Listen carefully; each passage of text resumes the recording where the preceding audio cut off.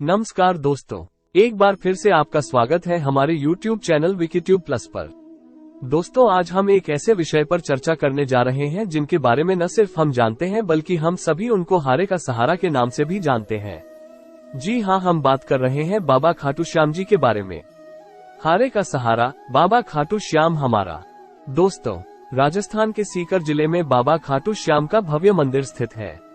बाबा खाटू श्याम को कलयुग में श्री कृष्ण का अवतार माना जाता है। यहाँ हर साल लाखों की संख्या में भक्त इनके दर्शन मात्र के लिए आते हैं। खाटू श्याम के मंदिर के पास हर साल होली के समय भव्य मेला लगता है।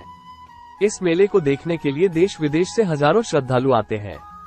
कहा जाता है, खाटू श्याम बाबा की पूजा करने से भक्तों की सभी मनोकामनाएं पूर्ण होती है और साथ ही घर में बिगड़े काम बन जाते हैं। बाबा श्याम सभी की मुरादें पूर्ण करते हैं और रंग को भी राजा बना देते हैं।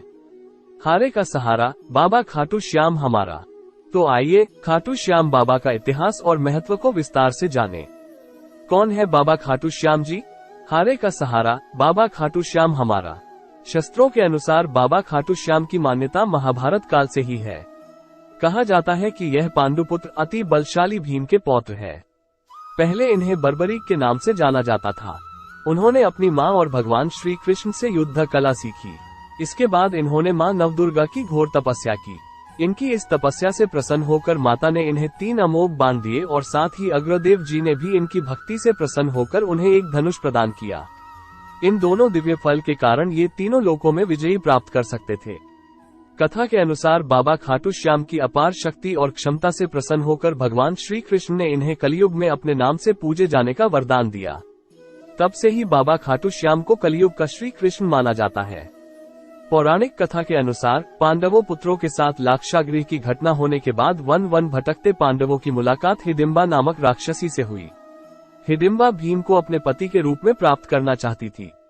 इसी कारण से माता कुंती की आज्ञा मानकर भीम और हिडिंबा का विवाह हुआ, जिससे उन दोनों को एक पुत्र प्राप्त हुआ, जिसका नाम घटोत्कच था। कुछ समय के पश्चात घटोत्कच का विवाह हुआ और उसे एक पुत्र हुआ, जिसका नाम बर्बरीक था, जो अपने पिता से भी ज्यादा शक्तिशाली और मायावी था। बर्बरीक देवी माँ का उपासक था। उन्होंने देवी माँ को प्रसन्न कर 3 दिव्य बाघ प्राप्त किए, जो किसी भी लक्ष्य को भेद के वापस बर्बरीक के पास सुरक्षित आ जाते थे। कथा के अनुसार महाभारत के युद्ध के दौरान बर्बरीक युद्ध देखने और शामिल होने के इरादे से कुरुक्षेत्र की ओर प्रस्थान कर रहे थे। भगवान श्री कृष्ण जानते थे कि अगर बर्बरीक युद्ध में शामिल हुआ तो वह पांडवों के विरुद्ध होगा। इसी कारण से श्री कृष्ण बर्बरीक को रोकने के लिए एक गरीब ब्राह्मण के रूप में बर्बरीक के समक्ष खड़े हो गए और उनसे पूछा कि तुम कौन हो और युद्ध भूमि कुरुक्षेत्र क्यों जा रहे हो? जवाब में बर्बरीक ने बताया कि वह भी एक योद्धा है जो इस युद्ध में शामिल होना चाहता है। इसी कारण से मैं युद्ध भूमि जा रहा हूँ। श्री कृष्ण ने उसकी परीक्षा लेने के लिए एक बाण चलाने को कहा, जिससे पीपल के पेड़ के सारे पत्तों में छेद हो गया, सिवाय एक पत्ते के जो कि श्री कृष्ण के पैर के नीचे था। भगवान श्री कृष्ण ने कहा कि तुम तो बहुत ही पराक्रमी हो, मुझ गरीब को कुछ दान नहीं दोगे? बर्बरीक ने जब श्री कृष्ण से दान मांगने को कहा तो उन्होंने बर्बरीक से उसका शीश मांग लिया। बर्बरीक तुरंत समझ गए कि ये कोई ब्राह्मण नहीं है, इसलिए बर्बरीक ने श्री कृष्ण को उनके वास्तविक रूप में आने के लिए कहा और श्री कृष्ण अपने वास्तविक रूप में आ गए। बर्बरीक ने खुशी खुशी दान के रूप में भगवान श्री कृष्ण को अपना शीश दे दिया।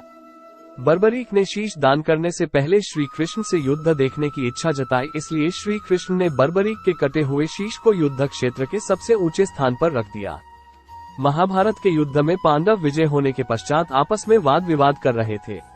तब श्री कृष्ण ने कहा, इसका निर्णय बर्बरीक का शीश ही कर सकता है। तब बर्बरीक के शीश ने कहा, युद्ध क्षेत्र में श्री कृष्ण का सुदर्शन चक्र चल रहा था, जिससे सभी लोग कटे हुए वृक्ष की भांति रणभूमि में पराजित हो रहे थे, और बर्बरीक के शीश ने यह भी कहा कि रणभूमि में द्रौपदी महाकाली के रूप रक्तपान कर रही थी।